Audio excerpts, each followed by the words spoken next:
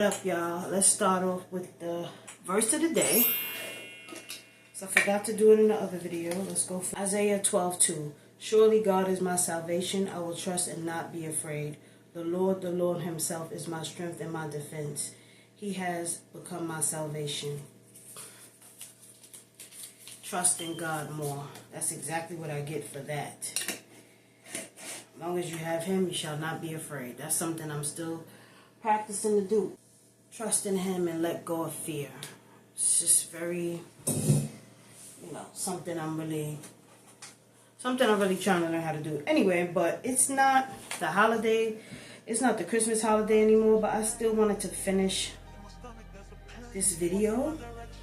Y'all saw part 1 of Holiday Horrors, and I just really wanted to finish it because I felt like the stories were so funny and they were so good. So if y'all remember, last time I just read the story, said my opinion on it, and I'm sure we giggled together if you watched it. If you didn't watch part 1, go watch part 1. Why not support? Go watch part 1, go watch part 1. And then come back to this video. So the story we're gonna do right now next is called Auntie Cheapskate. Cheapskate, like how people call somebody a cheapskate when they cheap? Okay, anyway, my fiance and I spent Christmas Eve with his side of the family. When we sat down to open presents, his aunt handed us a big box. I unwrapped it and saw it was this really weird fountain thing. As I was unpacking it, a card fell out, which I opened and began reading out loud. The card was addressed to his aunt, and it was from someone else named Ellie. She gasped, and everyone realized what she had done. A few weeks later, we received another present from her in the mail to make up for the fountain incident. That's funny. Let's just be real about it. A lot of people do re-gift. If you haven't re-gift something, it could be something brand new and it's not a problem with it. But sis, don't forget to take out the tag that was originally yours with your name on it. That's when it becomes embarrassing.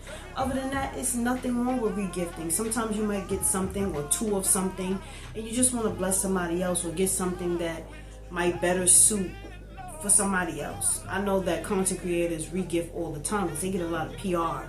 So why wouldn't you want that free stuff? That free brand new makeup or extra purses, whatever they give you. I know I wouldn't care. You know what I'm saying? But just take off the tag that's addressed to you.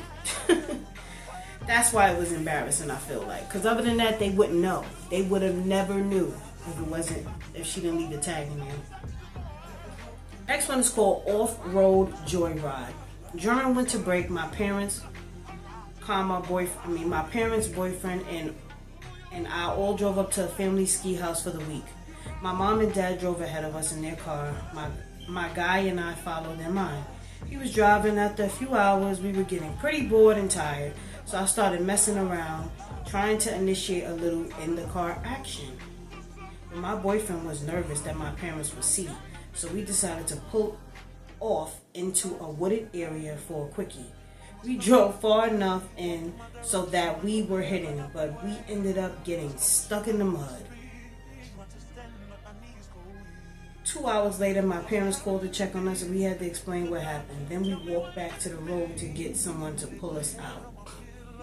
Now that's a nightmare because imagine just getting a quickie with your boo and then y'all get stuck. And now everybody have to know what y'all doing because y'all need someone to pull y'all asses out. And the mud is crazy. Bet she had a good time though. I bet she had a good time though. I'm just saying. Okay. Besides the embarrassment. Ooh, and she's feeling. I'm not going to say her name. Even though they publicly post this in their age. But I'm not going to say the name. But she's fairly young. 19. Wow. You're getting wild. I can't say I'm surprised though. Anyway, let's see. Okay. So now I'm reading the last 2 stories from Reddit.com and it says, what's your holiday story from hell? Obviously these people publicly posted their stories. Anyway, so the first one says, it wasn't so much a holiday as it was close to a holiday. Let me try to explain. On October 31st, I was 8 years old and I had to move from my childhood home into a shelter because the rent was raised and my mom couldn't afford it. After a month of just jumping from a shelter to someone's couch, me and my mom ended up staying with my Aunt Stella. Stella was about 80 or 81 years old at the time, and just too much to explain here. Anyway, we end up staying with Stella, and the experience is okay for the most part, but by Christmas Eve, all hell breaks loose. Uh-oh. Stella and my mom got into some sort of argument about $18 pot roast pan, and that was the first nail in the proverbial coffin. The second nail just set off everything involved cartoons. You see, Stella was going to go out for a few hours, and she did not want me to watch cartoons. The moment that Stella left out the house, I put on a Flintstone Christmas Carol because I was 8 and a child, and I loved Christmas. I don't know what it was that caused Stella to come back to the house, but she came roaring in that house and she was mad as hell at me for changing the channel. My mom literally ripped into Stella and told her not to yell at me, and they got into a big shout match. My mom could not deal with Stella's mess anymore and grabbed me and grabbed our stuff on an extremely snowy Christmas Eve and left. I ended up spending the latter part of Christmas Eve and Christmas Day in the shelter. On the years, my mom forgave Stella, but I always hated Stella. Stella hated me from the moment that I could walk, and she never held back about it. To this day, I have no clue where the hatred came from. Stella and the woman has been dead for at least 12 years. Well, I just want to say this. Some people are miserable, and some people have their little quirks and stuff, but I don't blame your mother for yelling at her, because what's so wrong with turning the channel? Like, Stella, you're not in the house, so that means you're not watching the TV. Why can't this young boy, that was her nephew? Yeah, watch TV, watch Christmas cartoons. He's not watching nothing inappropriate. What is the big deal? So yeah, Stella ruined Christmas, so I can understand that carry remorse and torment, but you know, she passed away a long time ago. Let it go. You understand what I'm saying? You know what I mean? So at the end of the day, but yeah, this is just a lesson to adults out there. Don't go around ruin holidays all willy-nilly.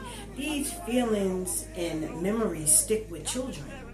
You know what I mean? And clearly he forever just didn't like Stella, and remember that bad vibe that he got from Christmas, and his mom had to end up going back to the shelter. Stella was family, and you made that moment for them very uncomfortable when they left. That was wrong, you know? So, yeah. Okay, let's see. Last one. This next person says, went to Bristol over Christmas to stay with my sister for 5 nights. The train going down was short 4 carriages, and by the time it left Birmingham, it was packed like sardines. Tested positive for COVID. Ended up confined to my sister's attic for 8 days after my planned return home day. Had another 8 days dog mining fees when I finally managed to get back up to Leeds. Wow. Get COVID during Christmas. Ended up having to stay 8 days more than usual and end up with a whole bunch of fees on a broken down train. Yeah, that's a pretty shitty Christmas. Sorry that happened to you, but yeah, that's a pretty shitty Christmas. But anyway, if you enjoyed this, make sure I can read other people's stories. It don't have to be holiday stories from hell. I can find other things to read, which gives me some ideas for some other sit-down videos. But make sure you like, comment, and subscribe. Tell me which story that I just read that blows your mind or would have literally sent you on a downward spiral or crashing out. Let me know in the comments. Bye, fams. Bye, fam. Happy New Year to you. God bless you. Please keep God close. Please keep him the closest to you more than anything, more than anybody, more than any material thing, because he's real. And he's what we have. He is all we have. He is the first thing we have. All right. God bless y'all for the new year. Talk to you later.